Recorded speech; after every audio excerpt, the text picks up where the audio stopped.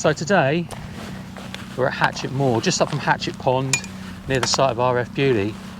And why my assistant has got this pole will become very clear later on. We're actually going to be looking at something a little bit more earlier 20th century. We're going to see the Beaulieu Letters, which are on the site of the old World War I airfield. Why? That means if the car runs over, then I'll get run over. Yeah, I'll be all right. So to get to the Beaulieu Letters, you park up in Hatchet Moor, which is just behind us, and you cross the road and you come onto the heathland here. There he goes. Effectively, you just follow this track round, maybe for a couple of minutes or so. This way? This way, bud. Aww. You lead the way. Go on, go, go, go, go, go. That means there's anyone gets trickled over. Well, there's always got to be someone who goes first. Which should be you. Do you ever see a bone? Probably, yeah, look. That's a bone. That's a bit of plastic. There's a bone all alone. Yep, there they go. There they are. There they are.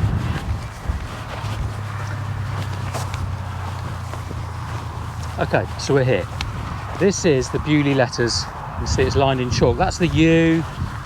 There's an E, there's an I, and it goes all the way down to the end there. Now, these Beaulieu Letters, they shouldn't be confused with the RAF Beaulieu Pundit code, which are probably more people have seen, the BL letters that are on the old airfield. These aren't to be confused with that, but just so you can see the difference, let's just quickly go over to RAF Beaulieu over the road, the World War II site, we can see the difference.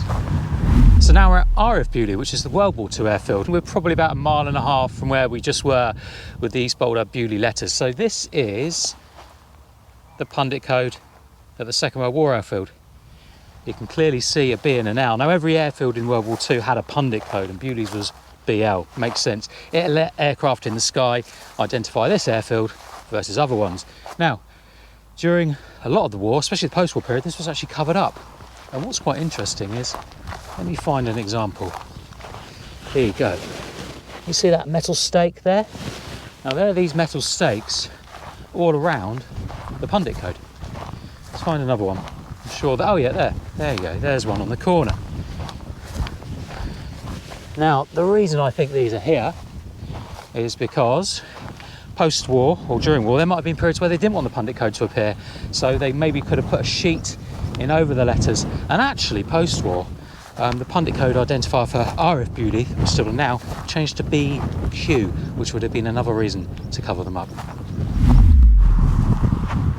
Now, the Beaulieu Letters are believed to have been placed here between 1910 and 1916.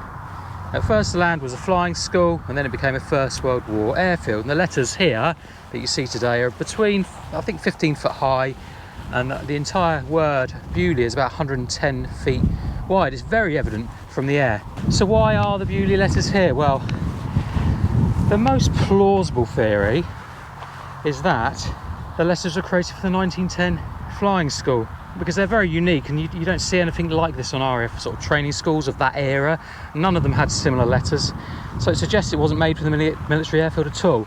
The letters were covered up during World War II, and then vegetation and all sorts grew over them until they couldn't be seen at all.